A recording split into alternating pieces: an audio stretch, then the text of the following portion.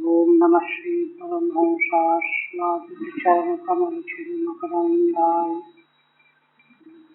भक्तजनमानसनिवासाय श्रीरामचन्द्राय वागीशाय वदने लक्ष्मीर्यस्य च वक्षसि यस्यास्ते हृदये संवित्तं सिंहमहं भजे। विश्वसर्ग विसर्गादि नवलक्षणलक्षितम् श्रीकृष्णाख्यं परं धाम जगद्धाम नमामि तत्।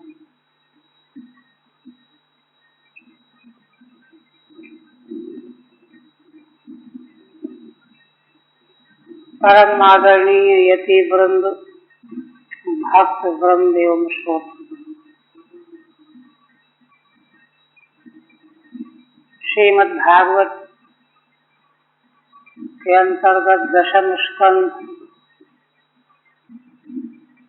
पूर्ण हो गई।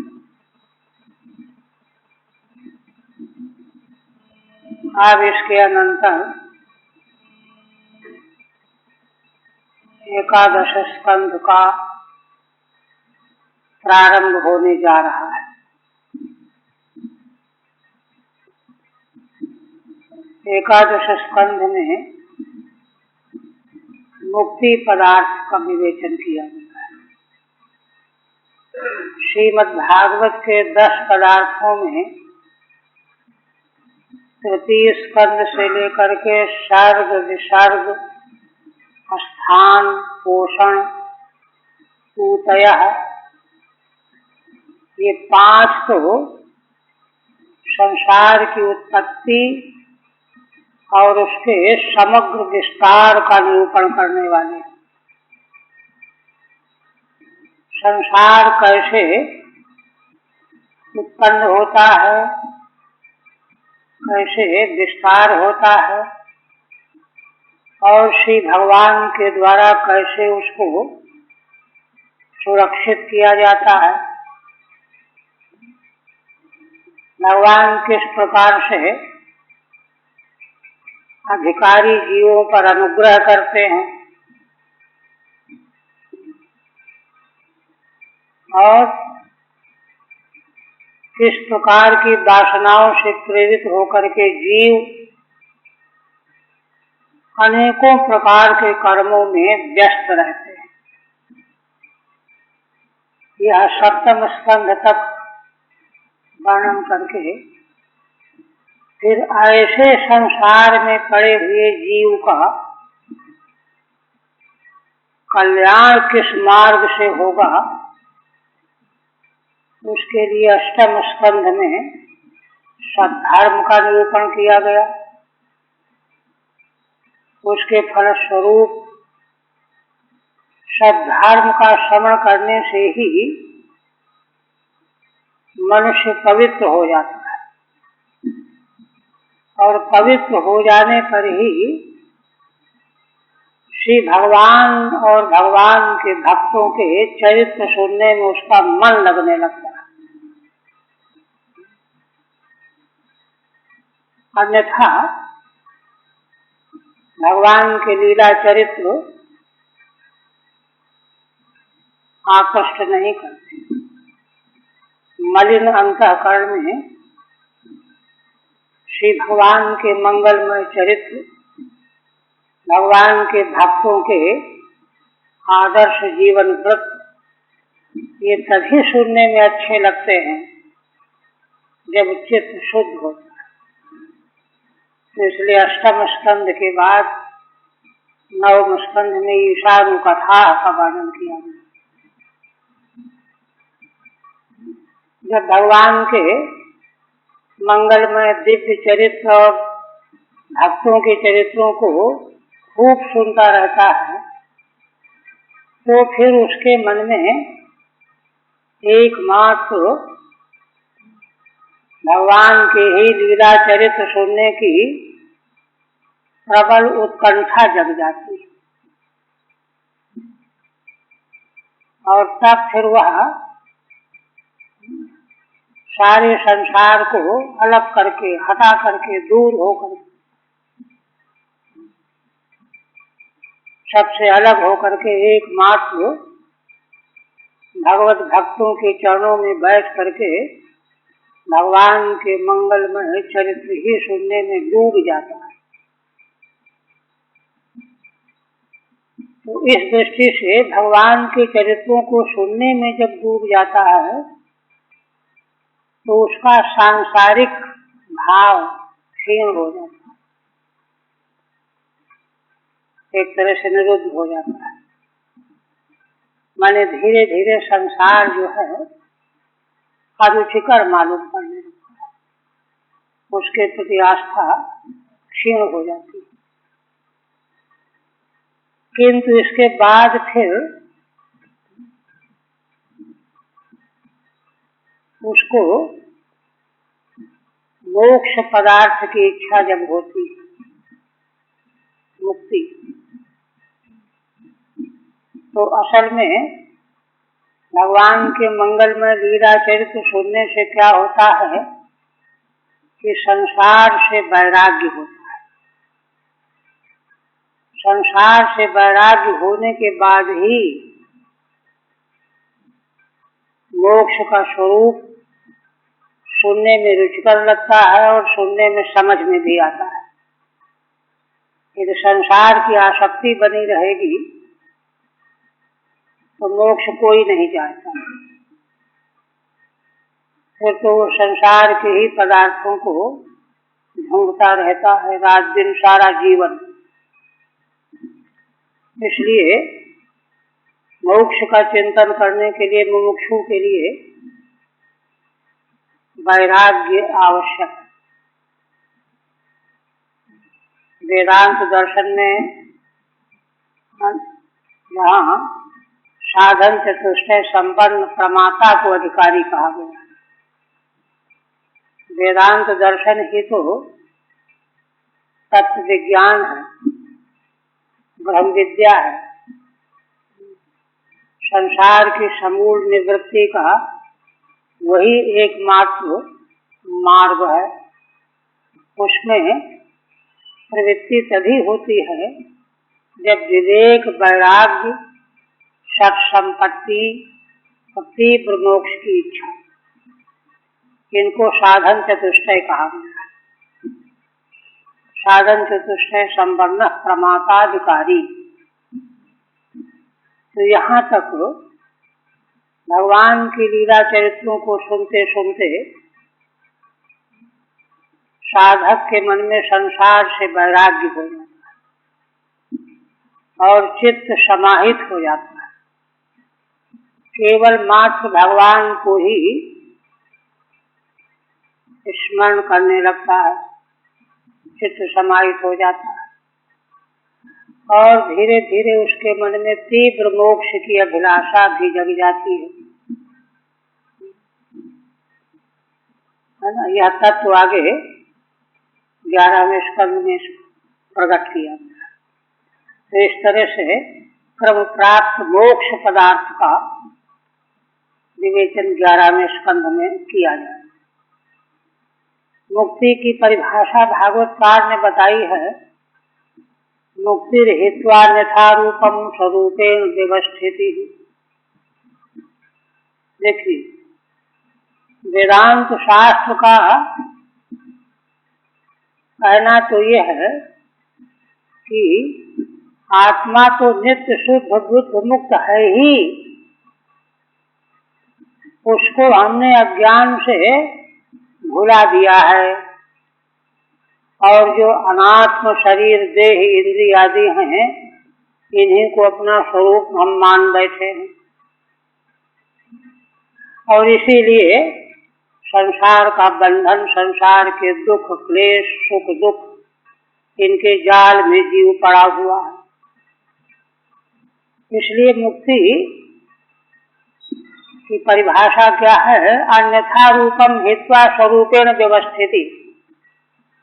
अन्यथा रूप जो नासमझी में हमने अपने को समझ रखा है, बना रखा है, मान रखा है, उसको छोड़ देना, उसको छोड़ते ही हमारा जो वास्तविक स्वरूप है, नित्य शुद्ध बुद्ध मुक्त स्वरूप, उसमें अवस्थिति हो जाएगी। स्वरूप में तो सब स्थित रहते ही हैं। स्वरूप से कोई अलग हटना चाहे तो कैसे हट सकता है? किंतु उस अपने स्वरूप को भूला हुआ है जीव, अज्ञान के कारण, और जो उसका स्वरूप कभी है ही नहीं, न हो सकता है, न कभी हुआ, उसी को अपना स्वरूप मान लिया और तब संसार में भटकने लगा।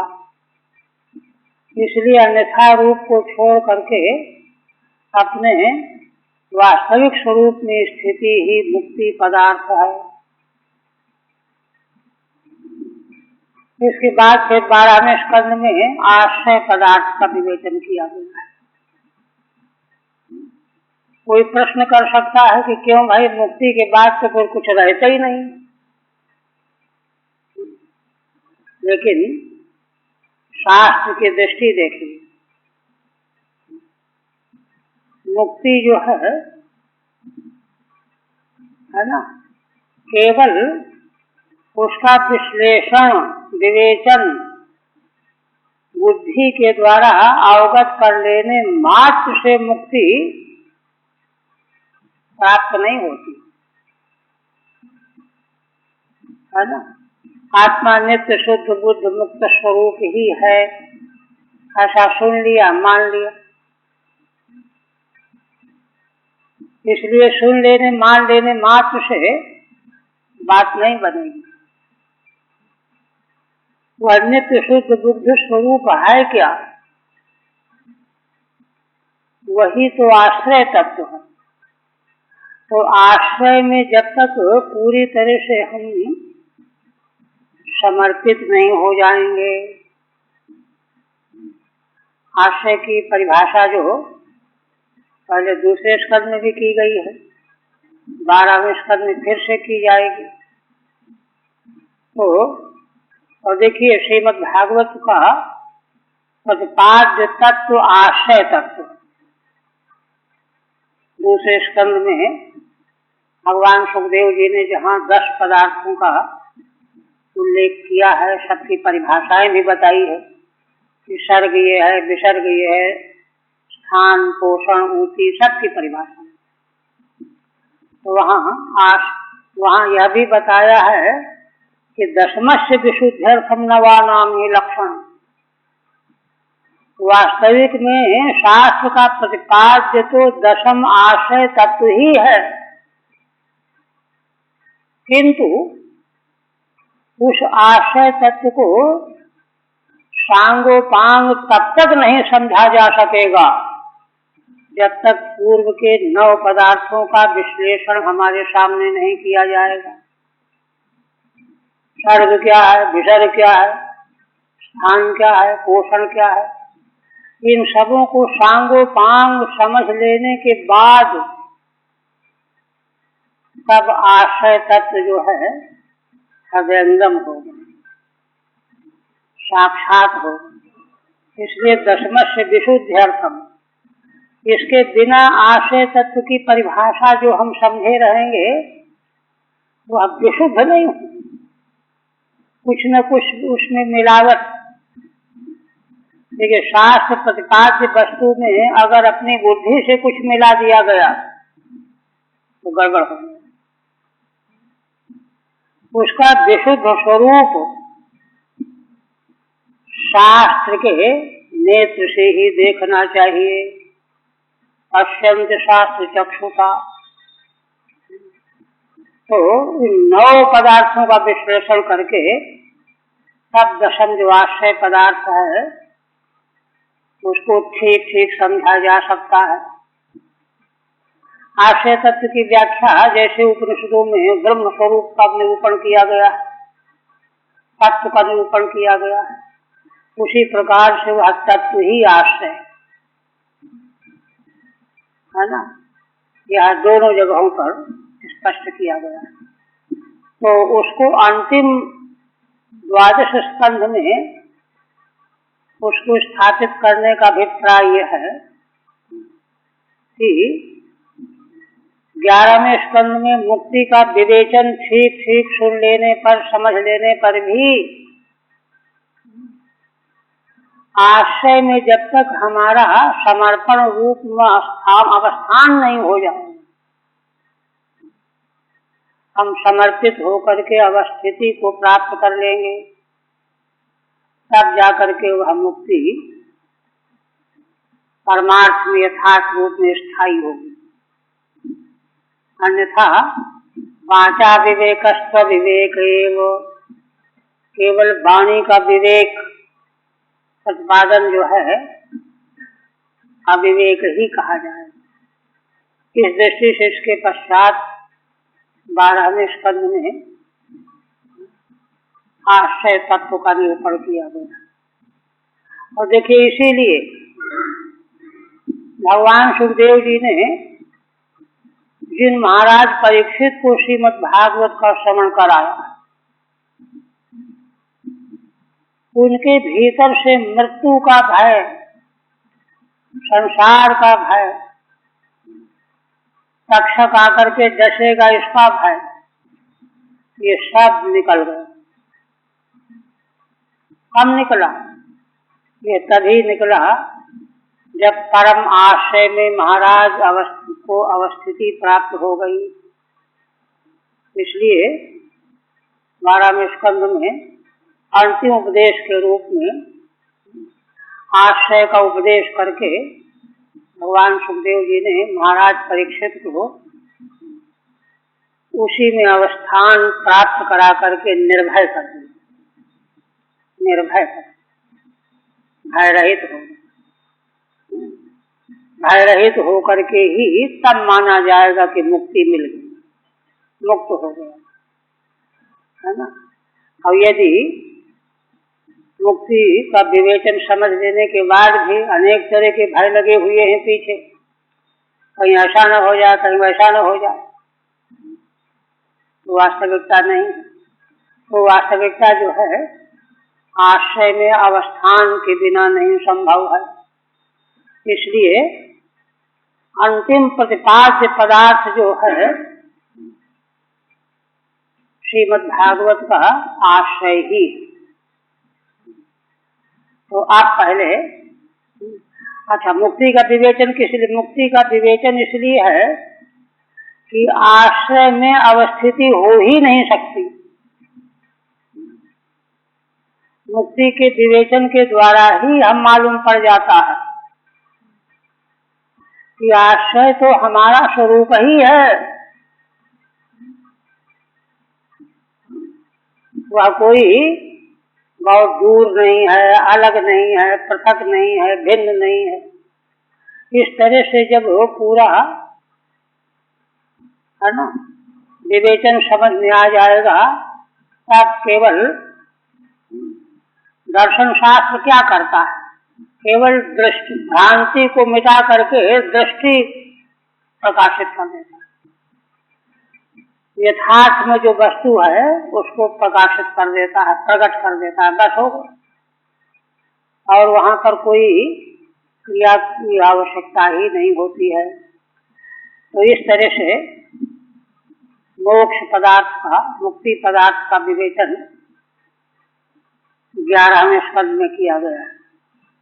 और देखो, पदार्थ जो है 10 पदार्थ, 10 पदार्थ जो अलग अलग स्कंदों में वर्णन किए गए हैं, तो माने किसी भी वाक्य में जो वाक्यार्थ समझ में आता है, तो पदार्थों का समुदाय ही तो वाक्यार्थ बनता है। इसलिए जितने वाक्यार्थ 11वें स्कंद में प्रयोग किए गए हैं, वर्णन निरूपण किया गया है, उस सब के द्वारा प्रतिपाद्य मोक्ष पदार्थ है, मुक्ति पदार्थ है। उसी को व्यक्त करने के लिए अनेक वाक्यों का प्रयोग किया गया है। उन सभी वाक्यों के द्वारा मुक्ति को ही समझाया गया है। मुक्ति क्या है इसको समझाया गया है। आप देखिए, श्रीधर स्वामी कितना मंगलमय उपक्रम करते। पहले मंगलाचरण करते हैं। श्री गणेशाय नमः, श्री कृष्णाय नमः, ये मंत्र रूप मंगल की। इसके बाद उनका जो स्वभाव सिद्ध मंगल श्लोक है, ओम नमः श्री परमहंसास्वादित चरण कमल चिन्मकरंदाय भक्त जनमानस निवासाय श्री रामचंद्राय। श्रीधर स्वामी का यह प्रख्यात मंगल पत्र है। कहते हैं श्री भगवान के वे चरण कमल, भगवान के जिन चरण कमलों का पराग का आस्वादन परमहंस आस्वादन ग्रहण करते हैं। श्री परमहंसास्वादित चरण कमल चिन्ह मकरंदा, जिन भगवान के चरण कमल रूपी चित मकरंद, चित रूप, दिव्य चेतन रूप है ना, जो भगवान के चिन्मय जो चरण कमल मकरंद रूप हैं, उनका आस्वादन कौन करता है? परमहंस, परमहंस करता। तो श्री परमहंसों के द्वारा भगवान के जिन चरण कमलों के चिन्ह मकरंद का आस्वादन किया जाता है। यहाँ तात्पर्य है कि भगवान के चरण कमलों के है ना पराग का आस्वादन सर्वतः निवृत्त हुए बिना होता हो ही नहीं सकता। परमहंस व्यति सारे संसार से ही नहीं, परलोक की उपलब्धियों से निवृत्त रहते हैं। उनको न लोक में कुछ चाहिए न परलोक में कुछ चाहिए। इसलिए वे भगवान के चरण कमलों के मकरंद का आस्वादन जिस तन्मयता से करते हैं, उस तन्मयता से सब नहीं कर सकते। ऐसे भगवान के उन चरण कमलों के मकरंद को मैं नमस्कार करता हूँ। दूसरा, भक्त जनमानस निवासाय, भगवान के जो चरण कमल भक्त जनों के मानस में निरंतर निवास करते रहते हैं। भक्तों का मानस भगवान के चरण कमलों से कभी रहित नहीं होता। वचन है ना, सोचती है, मद भक्ता यत्र गायन्ति तत्र तिष्ठामि नारद, नाहं वसामि वैकुंठे योगिनां हृदयेन च। मद भक्ता यत्र गायन्ति तत्र तिष्ठामि नारद। तो देखिए, भगवान का मंगलमय है ना अकारण करुणा वर्णालय भगवान का अवतार ग्रहण करना, किस लिए? जीव के कल्याण के लिए। यह शास्त्र की बड़ी अद्भुत अपूर्व दृष्टि है, विशेष करके वैदिक सनातन परंपरा। और भक्तों के द्वारा उन्हीं भगवान के चरण कमलों का निरंतर अपने मानस पटल पर स्थापित रखना, ये दोनों चीजें। इसलिए भक्त जनमानस निवासाय श्री रामचंद्राय, ऐसे भगवान श्री राम रूप में अवतार लेने वाले रमन्ते योगिनो अस्मितां पदेनासौ परब्रह्मा विधीयते। फिर कहते हैं विजयन्ते परानंद कृष्ण पाद रजस्रजः, या धृता मूढ़ जायन्ते महेन्द्रादि महास्रजः। श्रीधर स्वामी पुनः कहते हैं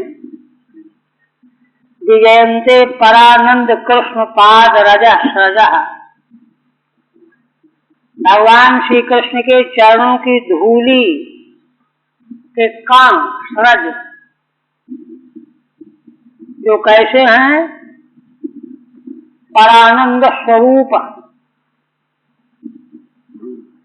चाहे परानंद स्वरूप भगवान श्री कृष्ण के चरण कमल की धूली के काम वे सर्वत्र विजय को प्राप्त करें, सर्वत्र विजय को प्राप्त करते। माने भगवान के चरण कमलों का रजकण कोई भी स्मरण करेगा तो उसको विजय मिले बिना नहीं रहेगी। चाहे कितना भी बड़ा पातकी हो, पापी हो, चाहे किसी योनि जाति का हो। या धृता मूढ़ जायन्ते महेंद्रादि महास्वरः। भगवान के चरण कमल की धूलि के कणों को जो अपने मस्तक में मूर्ध में जो धारण करते हैं तो वे स्वयं महेंद्र माने इंद्र जैसी महिमा को प्राप्त कर लेते हैं। उनकी महिमा देवराज इंद्र के जैसी उनको प्राप्त हो जाती है। ऐसे भगवान के परमानंद स्वरूप भगवान श्री कृष्ण की चरण धूलि की है ना कण जो है सर्वत्र विजय प्राप्त करते हैं।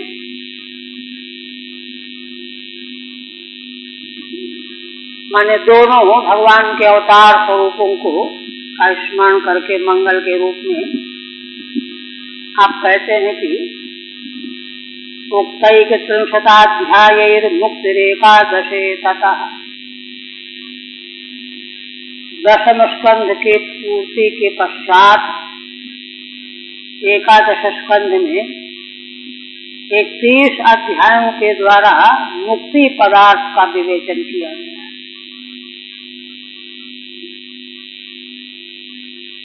कैसे?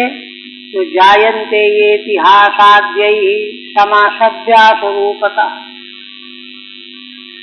जयंती के पुत्र नव योगेश्वर जायन्ते, जयंत्या अपत्यानि जायन्तेया,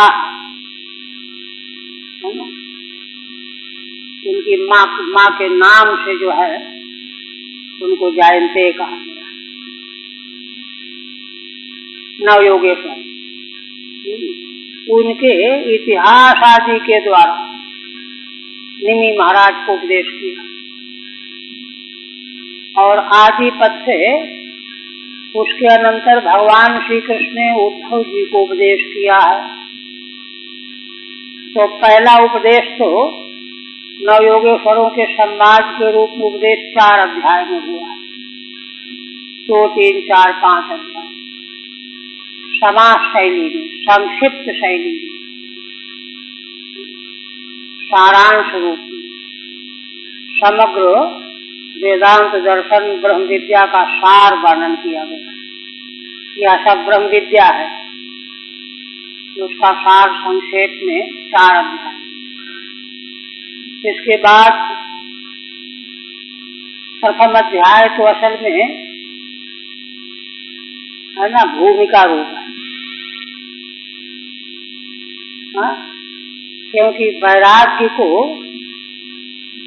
वैराग्य की भावना के बिना ब्रह्म विद्या का श्रवण का अधिकार प्राप्त नहीं होता।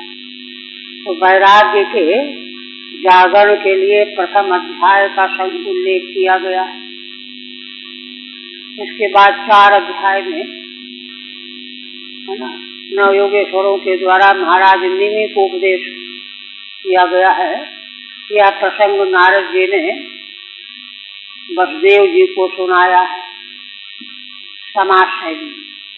इसके बाद 6वें अध्याय में उद्धव जी ने जब भगवान से प्रार्थना किया है तो 7 से लेकर के 29वें अध्याय तक माने 23 अध्याय,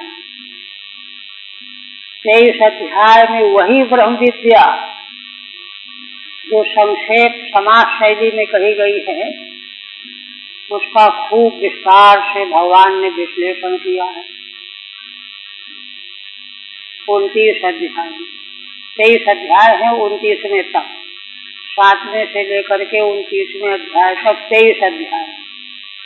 यह व्यास शैली, वही कहते हैं समासव्यास रूपतः, संक्षेप और विस्तार रूप से ब्रह्म विद्या का 2 ढंग से वर्णन किया गया है। ये प्रतिपाद्य विषय बता दिए। अब उपक्रम बता रहे हैं। कहते हैं कि देखो, दशम स्कंध में यह प्रसंग आया है। पहले यहाँ संकेत करते, नारदो वसुदेवायो समासेन न्यवर्णयत्। यहाँ जो 4 अध्याय में उपदेश किया जाएगा समास शैली में, वह नारद जी के द्वारा वसुदेव जी को समास शैली में वर्णन किया गया है ब्रह्म विद्या का एक, और दूसरा विस्तार शैली वाला, भगवान उद्धवायाथ विस्तरे रूपपत्ति भी। उसी ब्रह्म विद्या को भगवान ने उद्धव जी के लिए बड़े विस्तार से उपपत्तियों के सहित, उपपत्ति माने हेतु आदि के द्वारा उसको सिद्ध करना, विवेचन करना, विश्लेषण करते हुए उपपत्ति के द्वारा उसको स्पष्ट करना, तो उसके द्वारा भगवान ने उद्धव जी को उपदेश किया है 23 अध्याय में। अच्छा, अब उसमें पहला अध्याय क्या है? तत्र तु प्रथमे अध्याय यद्वंशस्य संशयः।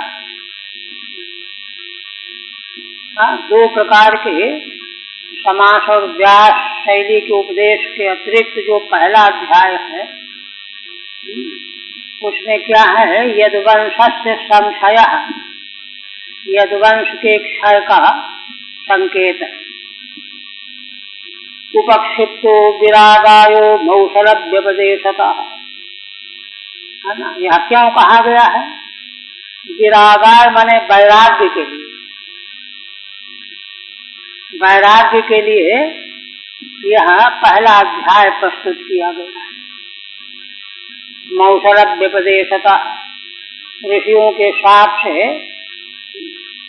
मूसल पैदा हुआ, आगे आएगा प्रसंग, तो इसके संकेत से वैराग्य उत्पन्न कराने के लिए इसका उल्लेख किया गया है ना। माने यह बात दिखाई गई है कि इतने महान विभूति ऐश्वर्यशाली यदुवंशी, जो साक्षात भगवान का आश्रय जिनको प्राप्त और भगवान में डूबे हुए भी हैं, पीछे संकेत किया गया, किंतु इतना अद्भुत ऐश्वर्य भी अंत में विनाशी है। एक क्षण में सब का सब सत्यानाश को प्राप्त हो सकता है। इस तरह से संसार का कुछ भी लोक लोकांतर यह जितने भी दृश्य पदार्थ हैं, चाहे जितने उत्कृष्ट क्यों न हो, एक न एक दिन उनका सत्यानाश हुए बिना नहीं रह सकता। यह बात हृदयंगम कर लेनी चाहिए। सब इस सब से अलग हट करके कि इस प्रकार का भय हमारे भीतर से निकल जाए, उसके लिए वैराग्य चाहिए। तो वैराग्य पूर्वक जब श्रवण किया जाएगा तो वह वस्तु समझ में आएगी। इसके लिए पहला अध्याय है। एक बात और कहते हैं कि भगवान की जो दशम स्कंध की लीलाएं,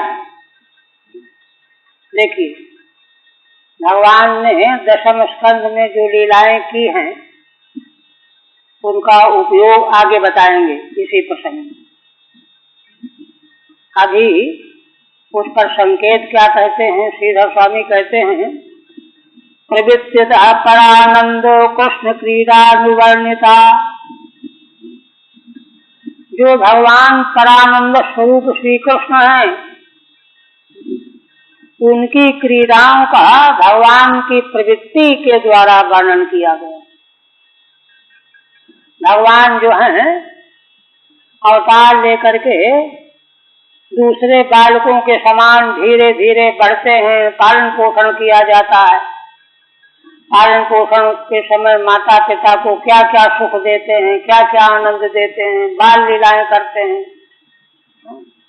गोचारण करते हैं, सब प्रवृत्ति मार्ग है। तो प्रवृत्ति के द्वारा परानंद स्वरूप भगवान श्री कृष्ण की मंगलमयी लीलाओं का निरूपण किया गया 10वें स्कंध में, है ना, क्रीडानुवर्णिता। अब इस 11वें स्कंध में भी भगवान की ही लीला का वर्णन है, लेकिन इसका स्वरूप दूसरा है। क्या दूसरा? तन्निवृत्त्या परानंद पदारूढ़। प्रवृत्ति की निवृत्ति के द्वारा, प्रवृत्ति का निवृत्त करना है ना, भगवान तो अपने धाम को जाएंगे, सारे यदुवंशी जाएंगे, तो निवृत्ति हुई ना। तन्निवृत्त्या माने प्रवृत्ति की निवृत्ति के द्वारा, प्रवृत्ति की निवृत्ति के द्वारा क्या वर्णन किया गया? परानंद पदारोहा। परानंद पद जो भगवान है, यह भगवत धाम है, उसमें आरोहण करने की लीला है।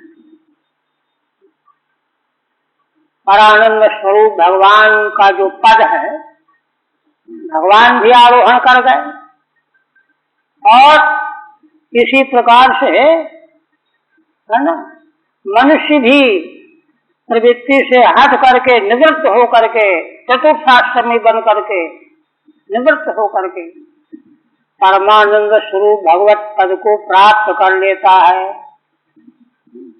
तो भगवान के द्वारा यह भी निवृत्ति की लीला प्रस्तुत की गई है। तन्निवृत्त्या परानंद पदारूढ़। भगवान के स्वधाम गमन के प्रसंग में बहुत सारी बातें हैं, प्रश्नों का समाधान किया जाए। वहां कहा गया है,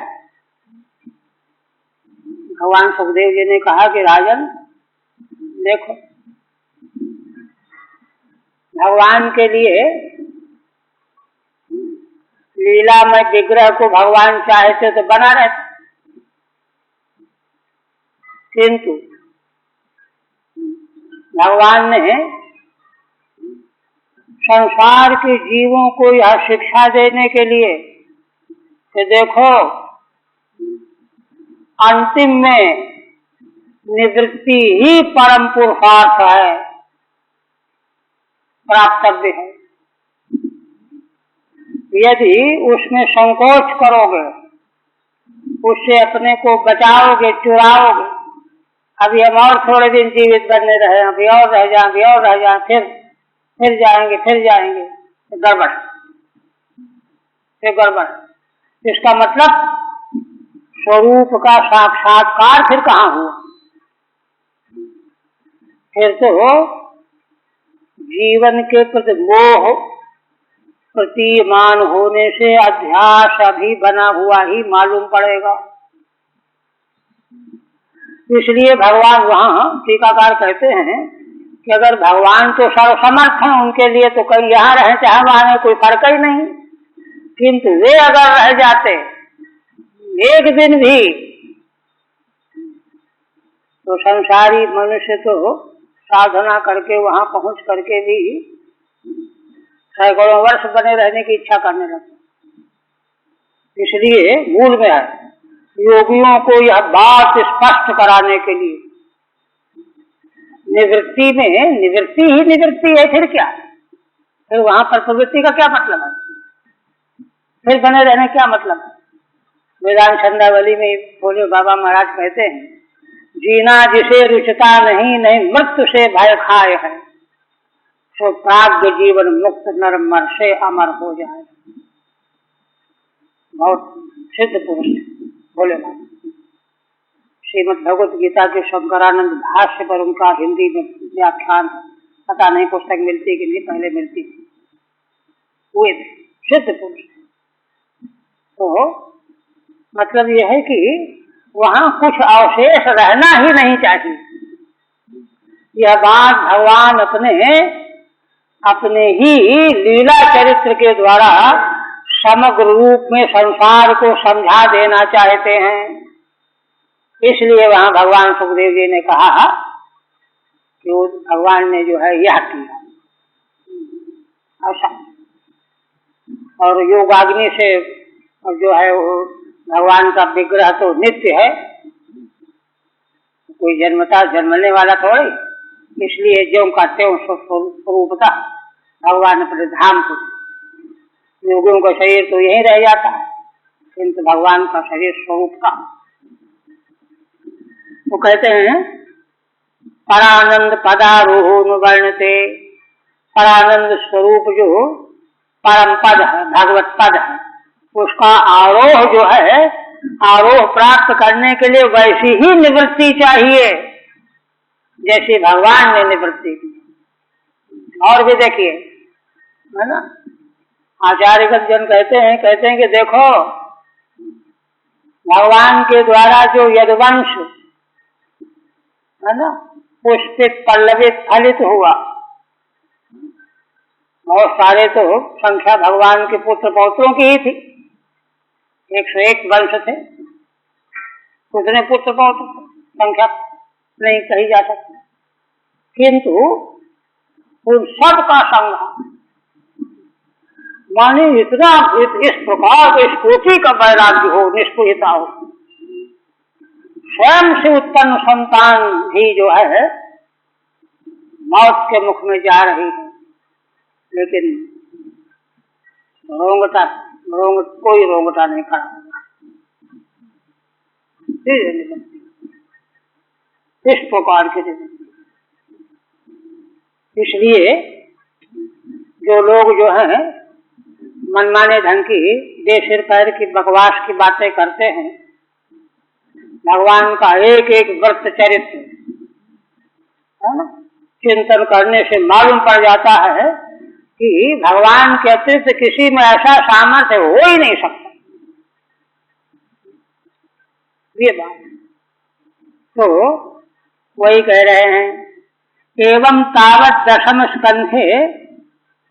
आप देखिए आगे कहते, एवं तावत दशम स्कंधे भूभारावतारणाय निज विभूति विभूषित यदुवंशस्य यदुवंशावतारित सकल सुरांशस्य।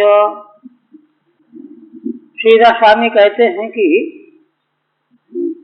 दशम स्कंध में स्वयं भगवान के द्वारा ही पृथ्वी का भार दूर करने के लिए भगवान ने क्या किया था, निज विभूति विभूषित यदुवंशस्य, भगवान की ही निजी विभूतियों से विभूषित यदुवंश को प्रकट किया था।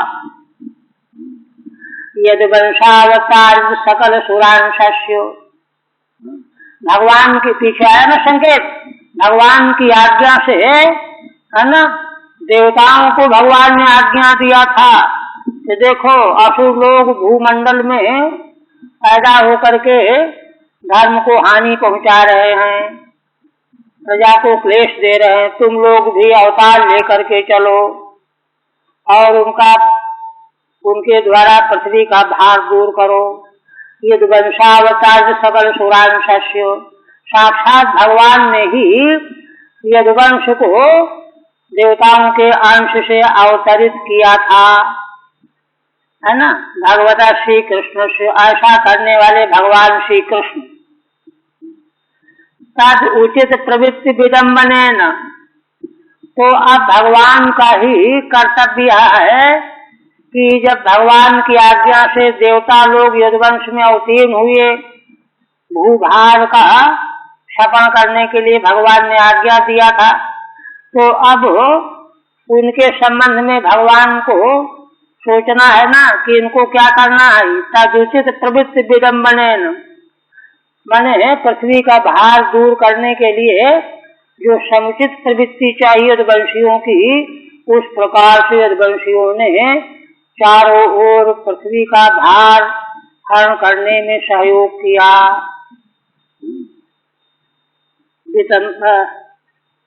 विडम्बनेन तत्क्षमण स्मरणादि पराणाम परेशानंद कारणम क्रीडा निरूपिता। और भगवान ने यह सब क्यों किया, देखिए इसको भी श्रीधर स्वामी कहते हैं कि भगवान ने जो देवताओं को अंशतः अवतरित किया और उनको पृथ्वी का भार उतारने के लिए सहयोग के रूप में प्रयोग किया, तो भगवान की इस लीला का भी जो श्रवण करते हैं, स्मरण करते हैं भक्तजन, वे परेशान आनंद कारणम क्रीड़ा निरूपिता, तो उनके लिए भी दूसरों के आनंद का कारण बनने वाली क्रीड़ा है। माने इन क्रीड़ाओं के द्वारा भी भगवान के लीलाओं का चिंतन करके भक्तों को आनंद मिलता है, आनंद प्राप्त होता है ना। ये 10वें स्कंद में कहा। अब 11वें स्कंद में अथेदानीम अपरिमित योग माया वैभवस्यो।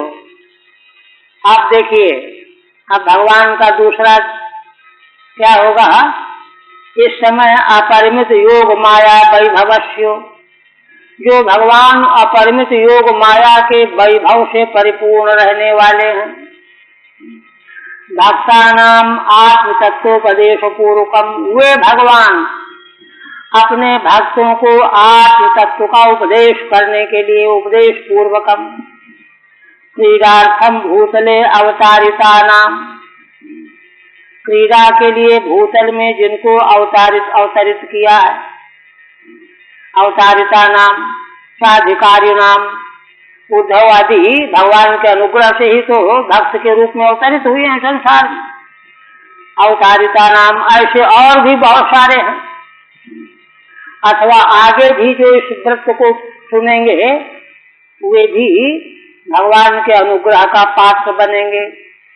साधिकारी नाम स्वांशा नाम मौसलापदेशेन, उन देवताओं के अंश रूप यदुवंशियों को मौसलापदेशेन, है ना, मूसल की उत्पत्ति के बहाने तत्तधिकार पद प्रापण पूर्वकम, तो है ना, जो यदुवंशी जिस देवता के पद से अवतार लेकर के आया है, अवतरित हुआ है, उसको उसी देवता के पद पर पुनः वापस भेजना है।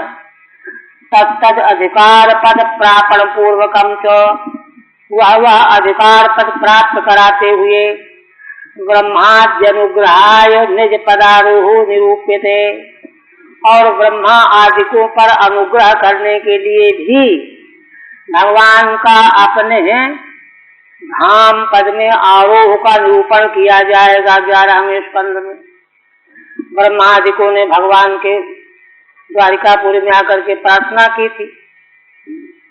तो विशिष्टाचार है कि भगवान ब्रह्मा जी और देवताओं की प्रार्थना पर ही तो अवतरित हुए थे। तो यही बात ब्रह्मा जी ने जाकर के कही 6वें अध्याय में कि भगवान, हम लोगों ने जिसलिए आपसे प्रार्थना किया था, आपने अवतार लेकर के सब काम कर दिए, अब कुछ काम शेष नहीं।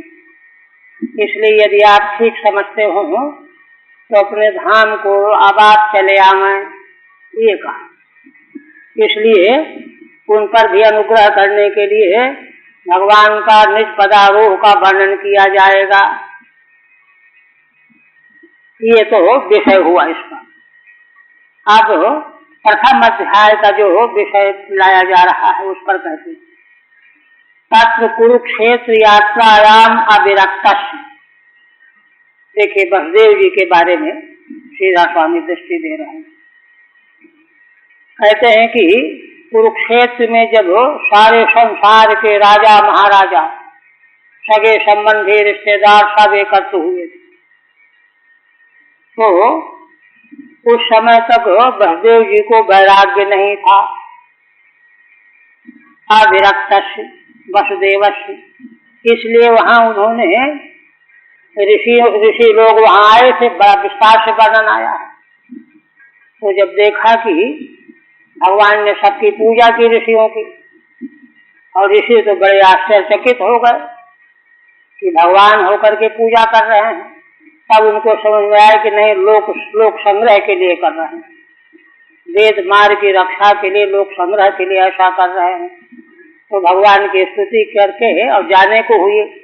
तब तक बसदेव जी उनके चरणों में जा करके प्रणाम करके कहने लगे कि हे ऋषियों, मुझको आप उपदेश कीजिए। क्या पूछा उन्होंने? कर्मणा कर्म निर्हारो यथा स्यान्नस्तदुच्यताम्। हे ऋषियों, आप कृपा करके हमको बताओ, साधन बताओ। कर्म के द्वारा कर्म का निर्हार, निर्हार माने कर्म का अभाव, निष्कर्म, निवृत्ति मतलब निर्हार माने निवृत्ति। कर्म करके कर्म से निवृत्ति कैसे प्राप्त होती? कर्म किया जाए लेकिन किस लिए? कर्म से निवृत्ति पाने के लिए। तो यह कैसे होगी? क्या कर्म किया जाए, कैसे किया जाए? आप यह कृपा करके साधन बताइए। ये वसुदेव जी ने प्रश्न किया था। इत्येवं कर्म योगम प्रश्नवतः नारदादि कर्म योगो निरूपिता। वसुदेव जी के द्वारा यह जब प्रश्न किया गया तो नारद आदि ऋषियों ने कर्मयोग का वहां उपदेश किया। देखिए उपदेश क्या किया, वहां स्मरण दिला रहे हैं, है ना। ऐसे कहा कि कर्मणा कर्म निर्हार हेतु साधु निरूपिता। देखिए ये हृदयंगम करने के लिए है। कहते हैं देखो वसुदेव जी, कर्म के द्वारा कर्म का निर्हार माने त्याग, निवृत्ति, इस प्रकार से शास्त्र में कही गई है। क्या? यच्छ्रद्धयाप्त वित्तेन शुक्ले निजेत पूर्वः, कि ईमानदारी की कमाई से प्राप्त जो धन मिला हुआ हो उसके द्वारा परम पुरुष परमात्मा का यजन करना चाहिए, पूजन करना चाहिए। तो ऐसा करने से है ना कर्म से निवृत्ति मिल जाती है। निष्काम भगवान के पूजन करना चाहिए इत्यादि ना, है ना। कर्मयोग का निरूपण किया ऋषियों ने, नारद आदि को। तेन च विशुद्ध सत्वस्य, ऋषियों के उपदेश को सुन करके वसुदेव जी ने तुरंत उनका वर्ण किया और यज्ञ चला और कई यज्ञ किए। तेन च विशुद्ध सत्वस्य, अब वह यज्ञ करने से उनका चित्त शुद्ध हो गया। विशुद्ध चित्त हो जाने से क्या हुआ? देखिए, श्री कृष्ण रामौ परमेश्वरत्वेन ज्ञातवतः, तभी, है ना, सुनते तो ऋषियों से थे। हाँ, कई बार ऋषियों ने बताया है कि ये भगवान है, ये भगवान है, इनको तुम पुत्र मानते हो। किंतु जब चित्त शुद्ध हुआ यज्ञ के द्वारा, तब जो सुना हुआ था वह बात समझ में आ गई। अब उनको पक्का हो गया भगवान श्री कृष्ण और बलराम ये परमेश्वर हैं, भगवान हैं, ये ज्ञान उनको हो गया। अब तक सुनते तो थे बहुतों से, लेकिन मोह के मारे पुत्र ही माने लगे, अब ज्ञान हो गया। देखिए तो क्या हुआ, फिर षड गर्भानयनाध्याय, उसी अध्याय में जहाँ पर श्री भगवान ने देवकी माता के 6 मरे हुए पुत्रों को ला करके दिया है सुतल लोक से, उसी अध्याय में पुत्रों के आनयन के पहले, है ना, श्री कृष्णेन आत्म तत्व उपदिष्टम, है ना, भगवान श्री कृष्ण ने आत्म तत्व का उपदेश वसुदेव जी को किया। यद्यपि वसुदेव जी ने पहले कई श्लोकों में, पद्यों में भगवान श्री कृष्ण बलराम के परमेश्वरत्व का प्रतिपादन किया, आप जो है मनुष्य नहीं है, परमात्मा है, ये वर्णन किया। किंतु उसको सुन करके भगवान फिर क्या कहते हैं, भगवान अब उनको आत्म तत्व को उपदेश करना, तो जान गए हैं कि यज्ञ करने से चित्त शुद्ध हो गया इनका। तो भगवान कहते हैं बचो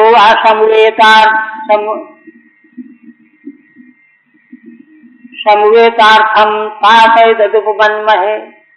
वसुदेव जी ने जब भगवान श्री कृष्ण बलराम को वहां यह कहा है कि आप परमेश्वर हो, मनुष्य नहीं हो, तो कहते हैं कि हे पिताजी, आपके वचन बिल्कुल ठीक हमको मालूम पड़ रहे हैं। क्या? यन्ना पुत्रान समुद्देश्य तत्वग्राम उदाई होता, क्योंकि आप हम पुत्रों को उद्देश्य करके तत्वों का उपदेश कर रहे हैं। इत्यादि ना यहाँ से। अच्छा, उसके बाद भगवान ने वहाँ क्या कहा? भगवान ने वहाँ यह कहा है कि बिल्कुल ठीक कहते हो आप पिताजी, किंतु केवल मैं श्री कृष्ण बलराम ही नहीं, वह ब्रह्म तत्व आप भी हो, ये भी हैं, सारे यदुवंशी पर ब्रह्म ही हैं, आत्मा ही हैं। इसको पूरा विस्तार करके समझिए, ऐसा भगवान ने उपदेश किया। नहीं तो उस उपदेश से केवल भगवान को तो भगवान मान लिया, वो तो अधूरा ज्ञान रह गया। तत्व तो सजाति विजाति स्वगतादि भेदत्व शून्य है।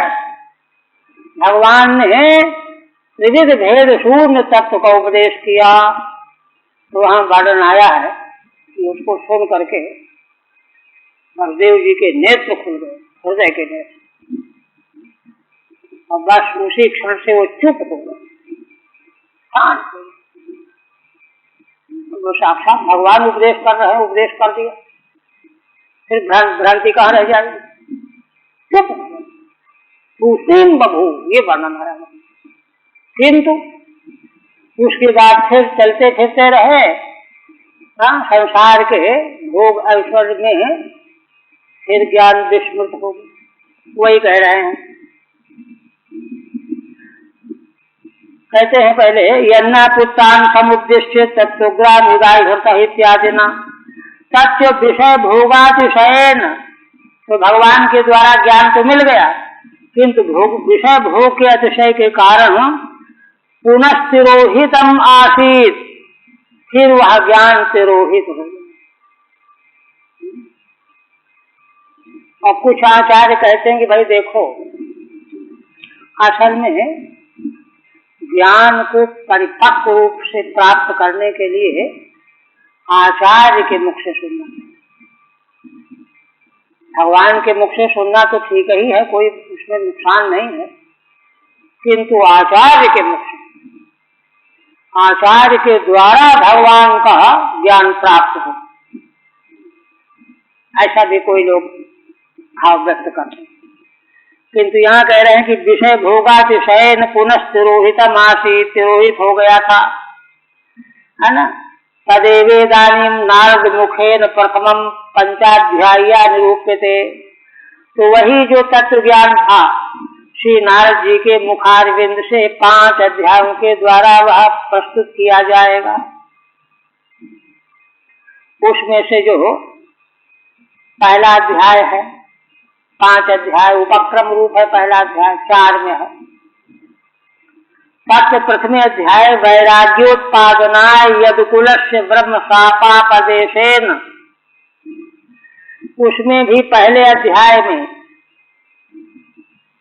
है ना, पहले अध्याय में वैराग्योत्पादनाय, देह आदि के में वैराग्य की उत्पत्ति कराने के लिए, यदुकुलस्य ब्रह्म शापापदेशेन, सारे यदुकुल का ब्रह्म शाप के बहाने, अत्युन्नत विषय सुखानामपि, जिनका विषय सुख कितना उन्नत था, उच्च कोटि का था, है ना, अत्युन्नत विषय सुखानामपि अनित्यता प्रतिपाद्यते, किंतु वह विषय सुख कितना अनित्य है, क्षणभंगुर है,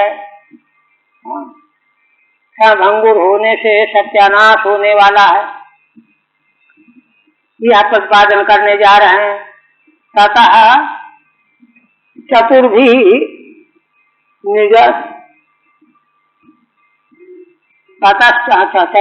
निमि जायन्ते संवादेन, निमि और जयंती के पुत्र वही नवयोगेश्वर, महाराज निमि और जयंती के पुत्र नवयोगेश्वर, इनके संवाद के द्वारा सा परिकरम परम तत्व निरूपणम, है ना, परिकर के सहित माने अंगों के सहित, उसके लिए जो जो वस्तु जरूरी है उसके सहित 9 प्रश्नोत्तर हुए हैं ना, है ना।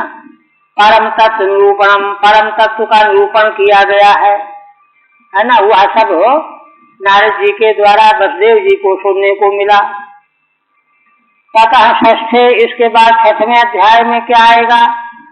भगवद उद्धव संवाद प्रस्ताव। श्री भगवान का उद्धव के साथ में संवाद प्रस्तुत होगा ब्रह्मादिकों की स्तुति करके लौट जाने के बाद। और तब उद्धव जी की प्रार्थना सुन करके भगवान ततस्त्रयोविंशत्या उद्धवम प्रति भगवतस्तत्व निरूपणम, उसके बाद 7वें अध्याय से लेकर के 23 अध्यायों में 29वें अध्याय तक उद्धव जी के प्रति भगवान तत्व का निरूपण करेंगे। ततो द्वाभ्याम मौसल क्रीड़ा, इसके बाद 2 अध्याय 30-31 में मौसल क्रीड़ा होगी।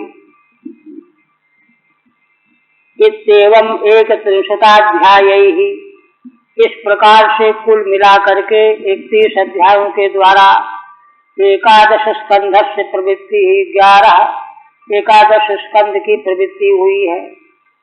तस्य यथामत व्याख्यान आरभ्यते, उसका श्रीधर स्वामी कहते हैं कि इतनी विनम्रता पूर्वक यथामति, जैसी मेरी समझ है वैसा मैं व्याख्यान आरंभ करने जा रहा हूँ। तत्र मौसल प्रसंगार्थम पूर्व स्कंधार्थ मनुवदति, है ना, उसमें से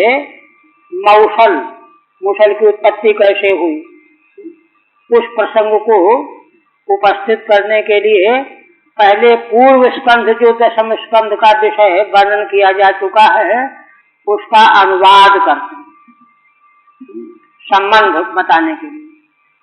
संगति पूर्व स्कंधार्थ मनुवदति श्लोकद्वयेन, 2 श्लोक के द्वारा क्या कहते हैं? कहते हैं कि ओम नमो भगवते वासुदेवाय श्री बादरायण निरुवाय।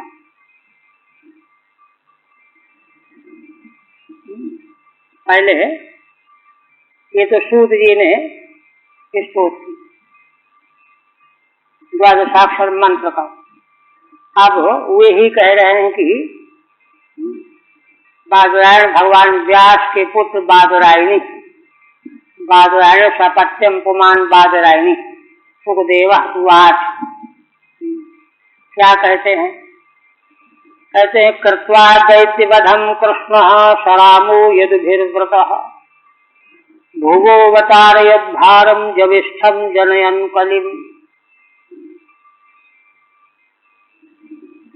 भगवान सुखदेव जी 10वें स्कंध में जो भगवान का लीला व्रत वर्णन किया गया है उसको बड़ी गंभीरता से यहाँ संक्षेप में उल्लिखित कर रहे हैं।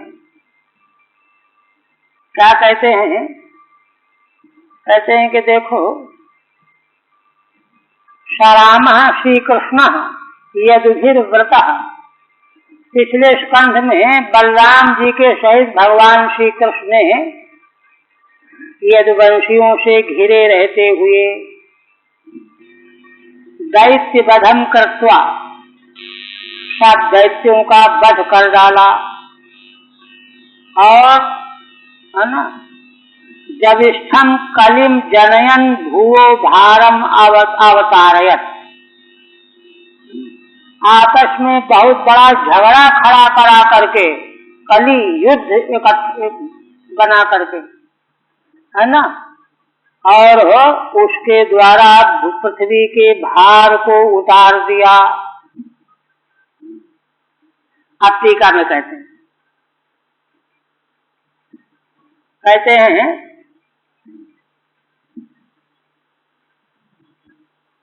अच्छा, कृत्वा इति अवतारयत है, अवतारयत पर कहते हैं अवतारयत इत्यदा गमो द्रष्टव्य। यहाँ पर अवतारयत चाहिए, अर्थागम होना चाहिए, क्योंकि लुंग लगा है ना, इसलिए अवतारयत त्रिधातु है, औपसर्ग है, उपसर्ग और धातु के बीच में अर्थागम होना चाहिए। इति इत्यदा गमो द्रष्टव्य। जविष्ठम वेगवत्तरम अतिशीघ्रम, भगवान ने कैसे पृथ्वी का भार दूर किया?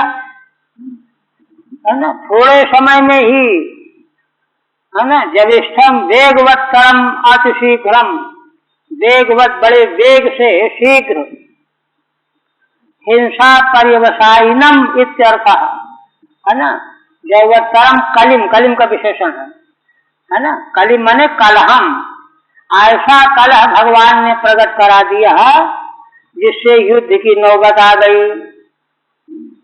वेगवत्तरम अतिशीघ्रम हिंसा परिवसायिनम इत्यर्थः, हिंसा की नौबत आ जाने वाला कली, झगड़ा, कलिम, कलहम। और तब जाकर के भगवान ने पृथ्वी का भार उतार, है ना, उसी का विवरण करते हैं। कैसे? ये कोपिता सुबहु पांडुसुता सपत्नैर दुर्द्यूत हेलन कचग्रहणादिभिस्तान् कृत्वा निमित्त मितरे तरतः समेतान् हत्वा नृपान्निर्हरत क्षितिभारमीशः। भगवान सुखदेव जी कहते हैं कि राजन, ये कोपिता सुबहु पांडुसुता सपत्नैः, सपत्न माने शत्रुओं के द्वारा जो पांडव बड़े क्रुद्ध कर दिए गए। क्यों क्रुद्ध कर दिए गए? दुर्द्यूत, छलपूर्ण, जुआ, हेलन, अवहेलना, तिरस्कार, है ना, देवी द्रौपदी देवी का केश ग्रहण करना, है ना, राक्षागृह में आग लगाना, इन तमाम दुष्कर्मों के द्वारा शत्रु दुर्योधन आदिकों के द्वारा पांडु पुत्रों को बहुत क्रुद्ध कर दिया। और क्रुद्ध होने से क्या हुआ? वही झगड़े का निमित्त बन गया। तत्वा निमित्त मितरे तरतः समेतान, उसी निमित्त को लेकर के सब युद्ध में खड़े हो गए और सब दोनों पक्षों के वीर आ गए। समेतान, जब एक जगह इकट्ठा हो गए तो दोनों सैनिकों, सेनाओं के जो सहयोगी दुष्ट लोग आए थे उन सबों का भी संहार हो गया। हत्वा नृपान्निर्हरत क्षितिभारमीशः, उन राजाओं का हनन करके, तो ना, भगवान ने पृथ्वी के भार को हरण कर लिया। ठीक है, एतद् विवृणोति, इसका विवरण करते हैं एक ही पद्य में, पूरा पृथ्वी का भार हरण करने का स्वरूप बता रहे हैं। ये कोपिता ही सपत्नै दुर्योधनादि कोपिता कोपम कारिता, सपत्न दुर्योधन आदिकों के द्वारा जो कुपित कर दिए गए पांडव। सुबहु यथा भवति तथा बहु बारानित्यर्थः, माने बहुत ज्यादा ही कोपित किया गया, बार बार, कभी कोई उपद्रव कभी कोई उपद्रव। तदेवा, है ना, किस तरह से? दुर्द्यूत हेलन कचग्रहणादिभिरीति, दुर्द्यूत माने छल कपट वाला जुआ, कपट द्यूतम। हेलन क्या है? हेलनम अवज्ञा तिरस्कार, कचग्रहणम दुशासन द्रौपद्या केशाकर्षणम, दुशासन के द्वारा महारानी द्रौपदी के केश पकड़ करके खींचा गया। एतान हाजिर ये शाम, ये तो थोड़े हैं, अपराध तो और भी हैं। कौन कौन? गर्दान, गर्दानत जतुग्रह दाहादीनाम, विष पिला देना भीमसेन को, लाक्षागृह में जला देना, ये सब भी अपराध थे। सही कृत्वा ये कोपिता, इन सब अपराधों के द्वारा जो पांडव कुपित कर दिए गए। तान पांडुसुतान निमित्तम कृत्वा, उन पांडु पुत्रों को जो कुपित हो गए थे निमित्त बना करके। इतरे तरता उभयो पक्षयो समेतान, दोनों पक्षों के योद्धा एकत्र हुए। मिलितान नृपान हत्वा, मिले हुए राजाओं का वध कराया भगवान ने। क्षितेर भारम निर्हरत जहार, और इस तरह से सारी पृथ्वी का भार हरण कर लिया थोड़े दिनों में ही। एक दूसरे ढंग से व्याख्या करते हैं। यद्वा ये कोपिता अथवा जिनको कुपित किया गया था पांडव, और यैश्च कोपिता, और जिनके द्वारा कुपित किया गया था शत्रु दुर्योधन आदि, तान ईतरे तरतः परस्परम निमित्तम कृत्वा, तो उन्हीं को एक दूसरे के निमित्त में बना दिया। इत्यन्वयः, निमित्त बन गए दोनों। ये तावत प्रकट दैत्या, जो प्रकट दैत्य रूप में थे, पूतनादय, पूतना आदि, शकटासुर आदि, तान स्वयमेव हतवान, उनको तो भगवान ने स्वयं ही नष्ट किया, मारा। ये तो दैत्या बांधव छद्मना, किंतु जो दैत्य बांधवों के बहाने थे, देश बदले हुए थे, है ना, स्थिता तान परस्परम निमित्तम विधाय, उनको आपस में निमित्त बना करके हत्वा भूभार मपा कृतवान इत्यर्थ। और इस प्रकार से उनका नाश करवा करके भगवान ने पृथ्वी के भार का हरण किया।